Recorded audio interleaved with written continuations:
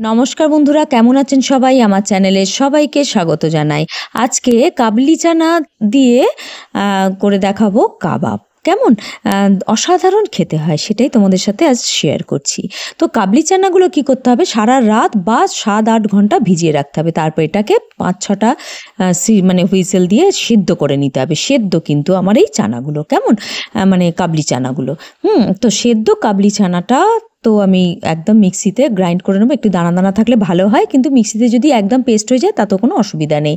তার মধ্যে দিয়ে দেবো পেঁয়াজ কুচি, রসুন আর কাঁচা লঙ্কা, আদা দিয়ে পেস্ট করে নিতে হবে সব উপকরণগুলো একসঙ্গে।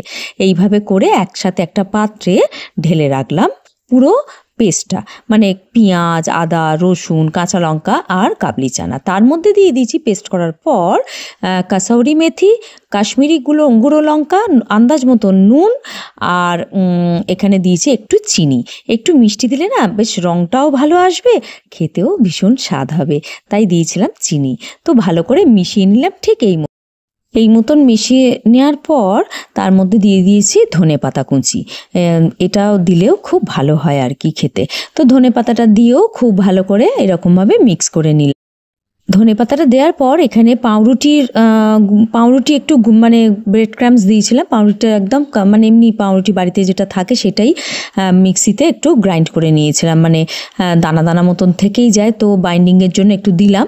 আলু সিদ্ধটা দিইনি, এটাই দিয়েছিলাম আর দিয়ে বেশ ভালো করে মাখিয়ে নিয়েছিলাম।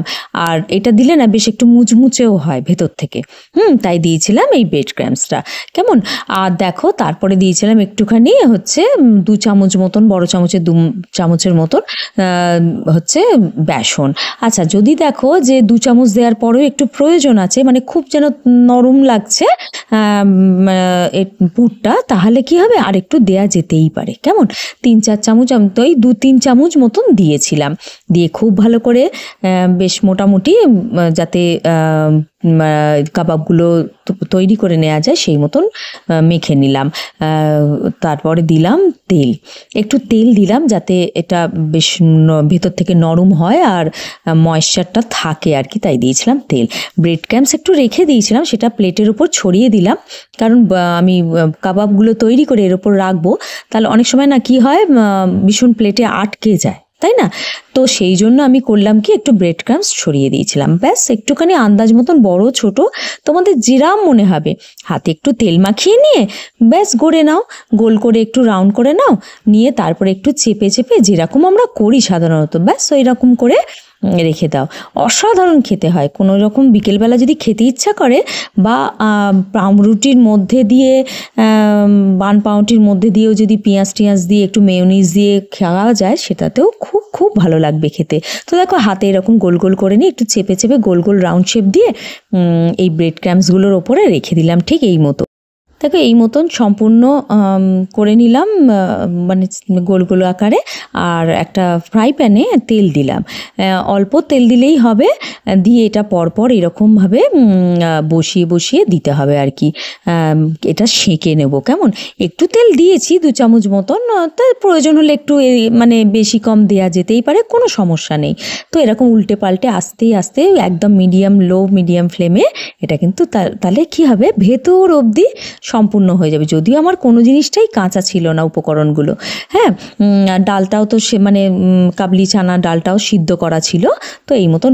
আচ্ছা হ্যাঁ, আর একটা কথা বলি, তোমরা যদি মনে করো যে এটা পেঁয়াজ রসুন ছাড়া নিরামিষ করবে, তাতেও ভালো হবে, কিন্তু মধ্যিখানে কি দিতে হবে, একটু গরম মশলা। হ্যাঁ, গরম মশলা দিলে এর স্বাদটা একটু অন্যরকম হয়ে যাবে। আর পেঁয়াজ রসুন যারা দেবে না, কেমন, তারা এরকম দেখো কি সুন্দরভাবে তৈরি হয়ে গেল আমার কাবাবগুলো। অসাধারণ লাগবে, তোমরা এটা বাড়িতে করো বন্ধুরা, আর আমাকে কমেন্টের মাধ্যমে জানাতে ভুলো না তোমাদের কেমন লাগলো। ব্যাস গরম গরম সার্ভ করে দাও। আর করেছিলাম আমার চ্যানেলে কিন্তু এই মানে চাটনির রেসিপিটা করা আছে ধনেপাতা দিয়ে। দেখো একদম অসাধারণ, তোমরা করো বাড়িতে, করে বলো আমাকে তোমাদের কেমন লাগলো। তো দেখো ব্যাস এরকম একটু বাড়িতে ধনেপাতার চাটনি করে দিয়ে এরকম সার্ভ করে দাও, খুব বাচ্চা বড় সবার ভালো লাগবে। তাহলে বন্ধুরা আজকের মতন তাহলে এইটুকু থাক, কাল আসছি নতুন কোনো কন্টেন্ট নিয়ে। ভালো থেকো, সুস্থ থেকো। Thank you friends.